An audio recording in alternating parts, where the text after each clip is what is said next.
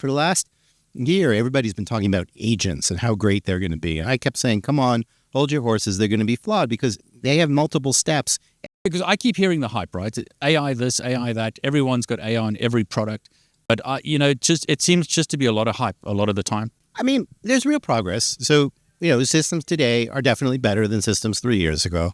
But the hype is like, this is going to solve all your problems. Reality is there are some context for it. I mean, what we learned at this conference is that the biggest context for it, which is coding, actually has huge flaws. So for the last year, everybody's been talking about agents and how great they're going to be. And I kept saying, come on, hold your horses. They're going to be flawed because they have multiple steps. Every individual step with an LLM is actually a risk something's going to go wrong.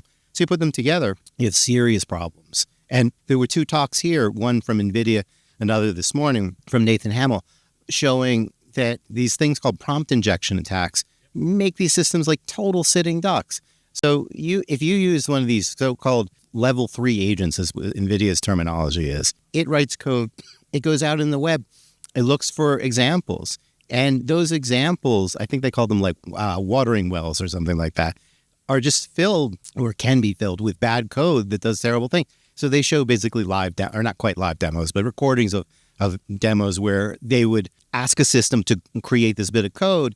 And next thing you know, someone basically had control of their system, remote code execution, which is basically the worst thing that can happen to you, right?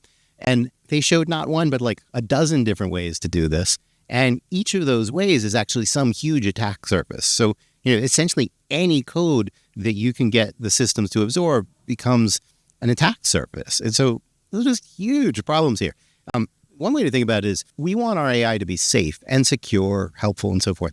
That means we want to be able to instruct it. We don't want to tell it stuff. So the funniest, in an ironic, dark sense, a funny, dark humor, funniest thing in this talk is somebody put in one of the, basically like a system prompt, user prompt for the coding, they put in only write secure code. The system has no idea what that actually means, right? It's like when you tell the system to do this bank transaction for me and it says I'm on it and it doesn't actually know your passwords and so it can't do it, right? It's just spouting things that people say, if you asked it, are you writing secure code? It might say that it is, but the reality is it's not.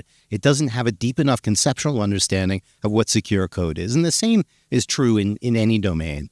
So we've seen it delete people's databases and all that. Yeah, I'm glad you mentioned that because we had Black Hat. And I mean, my big concern with this is the cybersecurity piece. So I'm glad you mentioned agents because if you've got agents supposedly doing everything autonomously, they're not writing secure code.